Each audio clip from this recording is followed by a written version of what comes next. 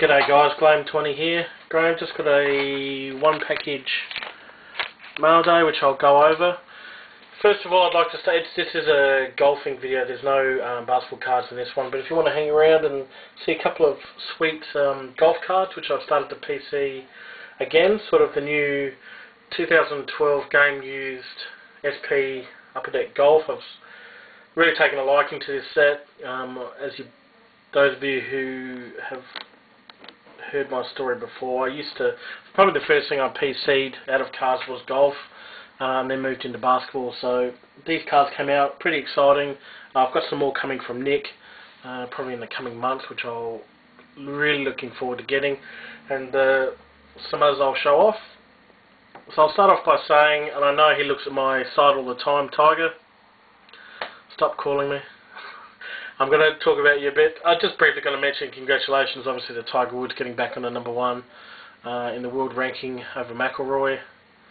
There it is. It's not only just, but still, he's back to #1. So looking forward to the upcoming majors. Hopefully he can keep winning a few more majors and go on to win a Grand Slam. I know he's held them all at one point, but never done a Grand Slam in 1 year, and I've predicted that he would sometime in his career, so maybe this will be his year. But anyway, quickly moving on to my Mailday. I haven't actually opened it. I was that excited when I got home from work, and let me just put that down over there. So a couple of golf cards. Let me open it here. Try not to spill them. Alright. Now the first one I got is an error card, because actually no, it's a filler. Alright, the two that I got, and look at this, I've even prepared. Jeez. First one I got here, and first of all, look how thick that cardstock is. Really light, thick cards. It's in really nice condition too. It's a Nick Faldo, numbered 8 of 15. And it's got a shirt swatch there and a cap. So really nice looking cards. I really like them anyway. But I was just going to mention the two things about Nick Faldo. I mean, he was a great player back in the day. As it shows here, he was world #1. The two things that probably stand out for me in his career was his 1987 when he won the British Open. Actually, I think that was his first major. Just trying to look at it here.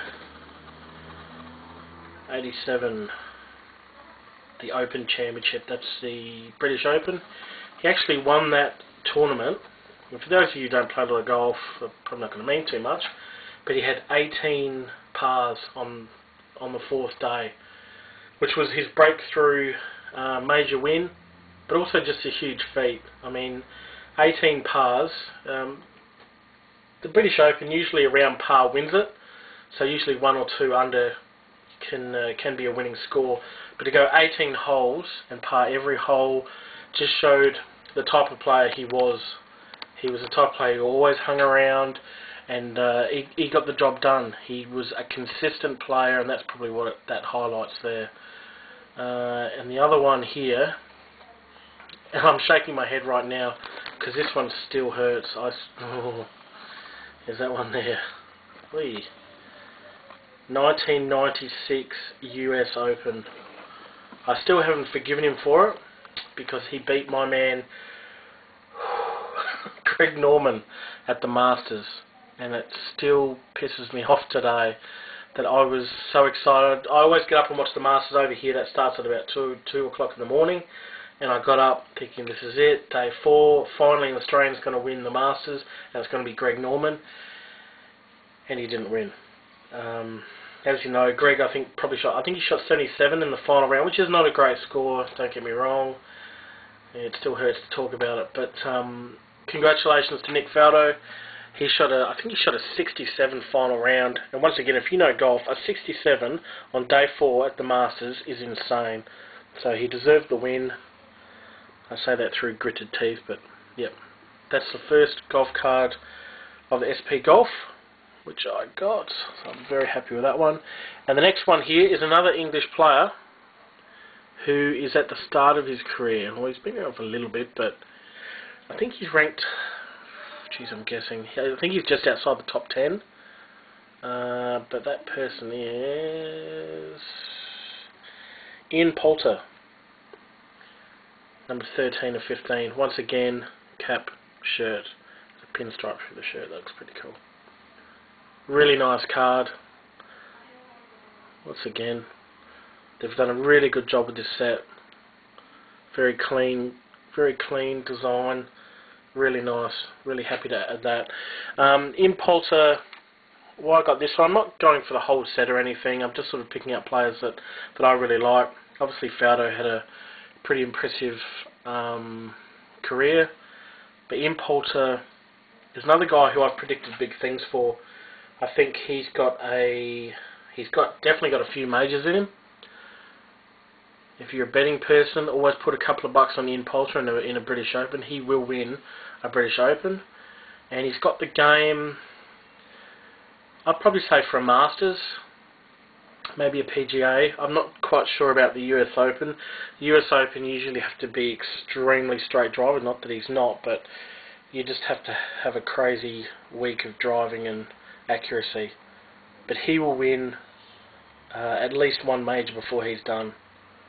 He's got interesting dress sense, but he's a great golfer. So very happy to add that to the rejuvenated golf PC. And that's it. That's all I've got for today. As I said, I've got another package coming from Nick fairly soon, and I've got a heap. I've probably got, well, I'm guessing 20 golf cards. So there's a bit of a range. I'm pretty excited about my ultimate player back in the 90s was Freddie Couples. Absolutely love Freddie. So got a few Freddies I'm pretty excited about, and others which I won't mention now because I'll leave it till until I get them to show you off. But there you go. So congratulations once again, Tiger, getting back the #1 spot. Oh man, this camera.